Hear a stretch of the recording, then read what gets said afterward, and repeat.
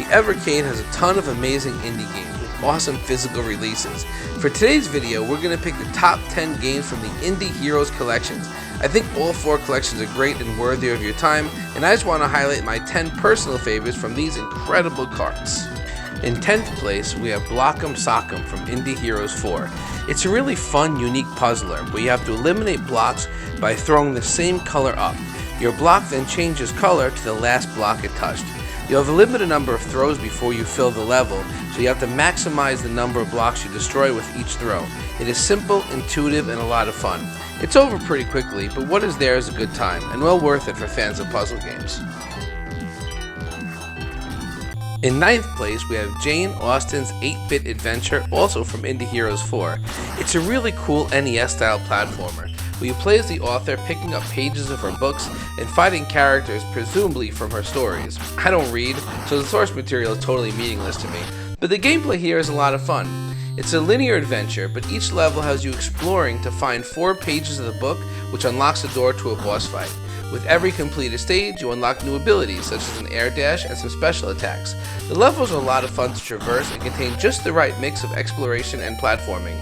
I believe this game also has an actual physical NES release, and I always am a sucker for new games released for that system. This is a really solid, fun game that doesn't always get talked about, but is definitely worth your time if you're fans of platformers. In 8th place, we have a game that undeniably people will rate higher, but Dodo. And one of my favorite things about the evercade is how it exposes me to new genres that I thought I did not care for. I never knew I enjoyed single-screen platformers until I played Dodo. This game is just so much fun and would have been right at home in an arcade in the 80s. The soundtrack here is actually banging. It's just unbelievably catchy. And I often listen to it as I drive to work and even sometimes as I work out because it's just that good. Gameplay is fast and simple. You collect all the donuts and then you have to grab the big donut from the dodo bird guarding it. You have some variety of how you can choose to tackle the levels.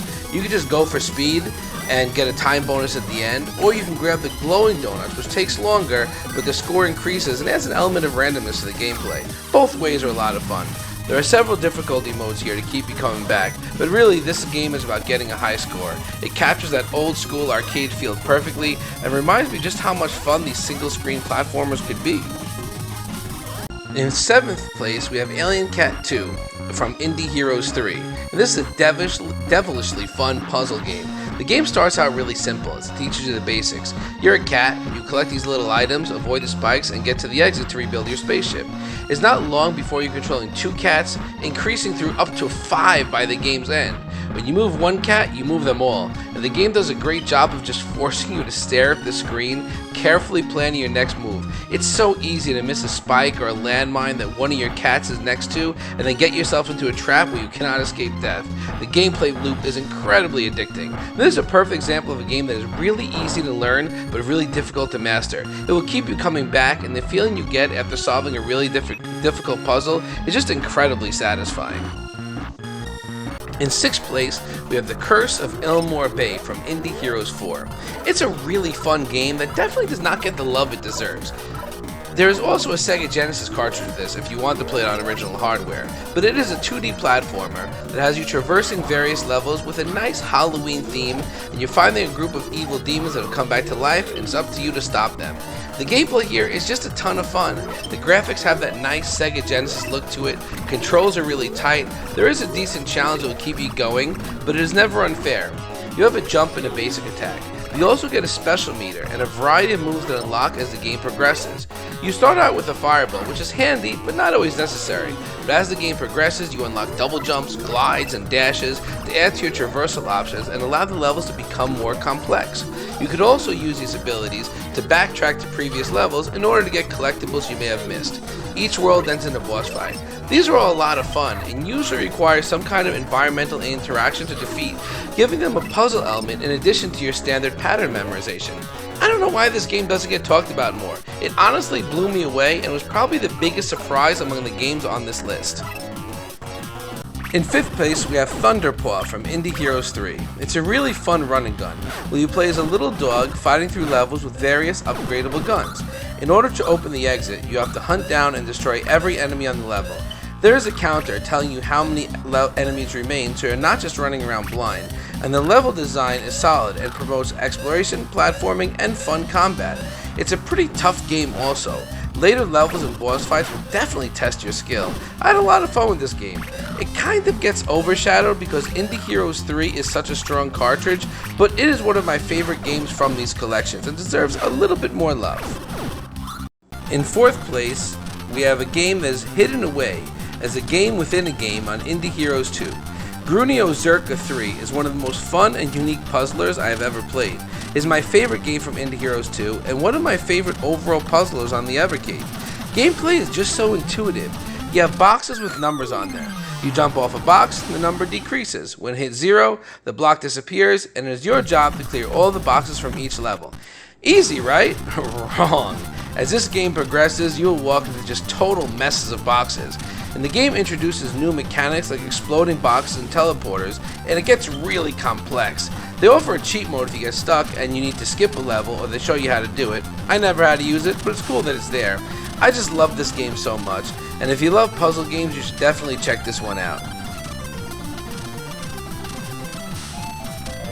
As we enter the top 3, we get to Deadis, which embodies what makes evercade such a great system to me. I normally have no interest in a horror-themed Game Boy game, but I bought Indie Heroes 1 for some other games and figured, well, why not? I'll give it a shot. I was met with one of the most pleasant surprises on the system. This is such a cool game, and it is really dark. I don't want to get into too many spoilers, but there is a lot here with 11 different endings. You have 3 days, and you go around talking to people, trying to unwrap the mystery of the town's past. You have a lot of freedom to unravel the story however you want. There's some really dark twists and turns that could happen along the way. There are lots of different choices to be made, and each one leads to different endings. Deadis is a fantastic game that is dark, engrossing, and really unique, and definitely earns its place in the top 3 games from Indie Heroes. At number 2, we have Choo Mimic from Indie Heroes 3. This is a unique puzzle game where you control a series of knights, each with different abilities, right into the jaws of a hungry treasure chest.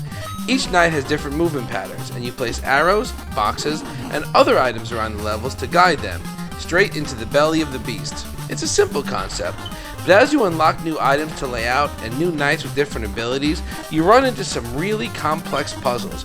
You don't have to start from scratch each time you mess up though, so you can watch where you went wrong and make minor tweaks to finally find the solution. It is really addicting.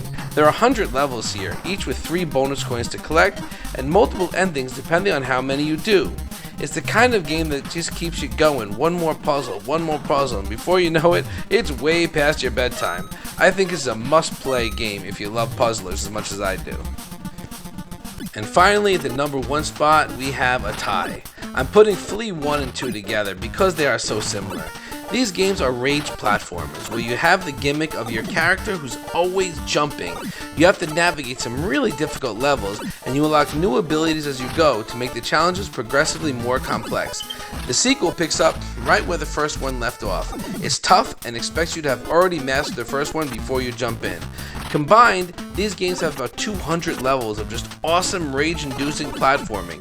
Its unique gameplay mechanics really set it apart from other games like it, and its addicting challenge and quirky sense of humor keep you coming back for more. If you made it this far, thanks for watching. Leave a like, share, subscribe, and let me know in the comments down below what are your favorite games from the Indie Heroes collection.